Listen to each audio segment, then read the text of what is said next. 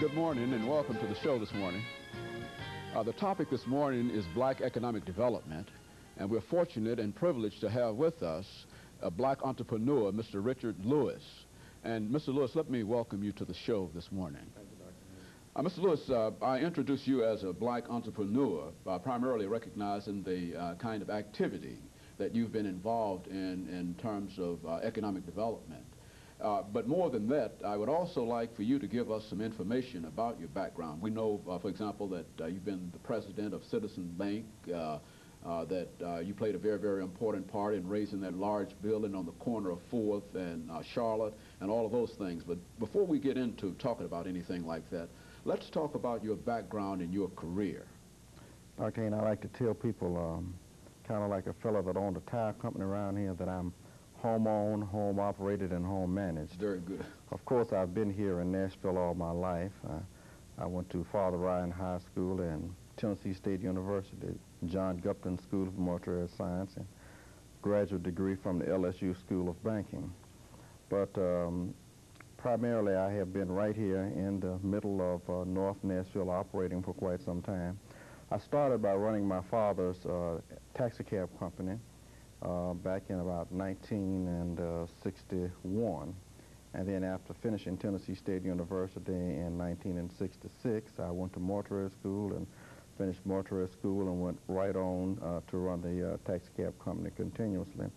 During that particular period of time, I was able to do an apprenticeship at a local funeral home, and I got my funeral director's license, and I practiced the profession ever since I was 20 years old. After finishing mortuary school, I just ran the cab company for a year and worked for a funeral home. And in 1968, Representative Harold Love, one of my mentors, approached me about consideration for working for a bank, and I ended up with the First American National Bank, where I stayed for 10 years. After leaving First American National Bank, I went over to Citizens Bank, where I became executive vice president and then president and then chairman of the board. And I left there, I guess it must have been about 1984, and while I was at Citizens, I purchased 2 funeral homes, and during that particular period of time, I sold one and bought another.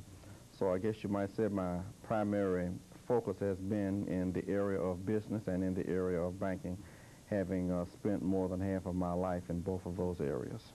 Very good. I think one of the areas that black people have been involved in for a long time has been the area of funeral direction.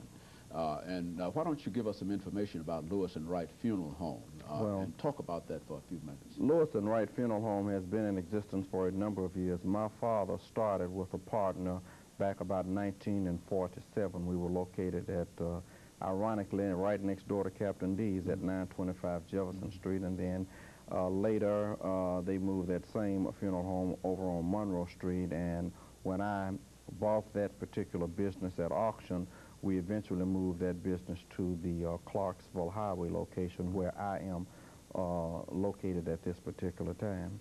After that particular situation, or perhaps during that time, we purchased another funeral home known as Wright's Funeral Home, and Mr. William Wright, who is retired now, is also the individual who inherited another business, or at least purchased it from his father and his father's partner. So we've got 2 of the oldest black funeral homes in this city that came together back in 1986, and we're now known as Lewis and Wright Funeral Home, located at 2500 Clarksville Highway. I think, Mr. Lewis, it has to be said that you sort of surprised a number of people when you decided to leave the presidency of Citizens Bank in order to take up the full-time direction of the funeral business. Why don't you give some comments in reference to that? I mean, I think you indicated that that was your first love, and undoubtedly while you were doing that, you were still making plans dealing with the funeral business. Well, the entire time that I was an employee of First American National Bank and the entire time that I was an employee of the Citizens Savings Bank and Trust Company, I was a practicing funeral director. I've always practiced the profession ever since I was 20 years old. So I may be at a function representing one of those banks, raising money for UGF, or just raising deposits for the bank itself during the day and perhaps maybe in the evening. But as soon as I was through with my responsibility there, then I went right on into the funeral business and directed funerals and waited on families. I like people, I like dealing with people, and being in the funeral business, you're doing nothing but serving families, and that's just a part of my life. It's always been my first love. It probably always will be my first love. And when you're in the service industry, such as that particular business is, then you enjoy what you're doing. And they tell me people do what they like to do nowadays. So I guess you might say I'm of that generation. I do what I like doing, and that is serving people, and that's what I think we do best in that particular business. Very good. Now, you're also involved in a wide range of other businesses, and we had on this program not long ago the franchise marketer for Shoney's, Mr. Ed Odom, and Miss Cherry Henderson. They were talking about black economic development and the minority purchasing fair that was held here quite recently.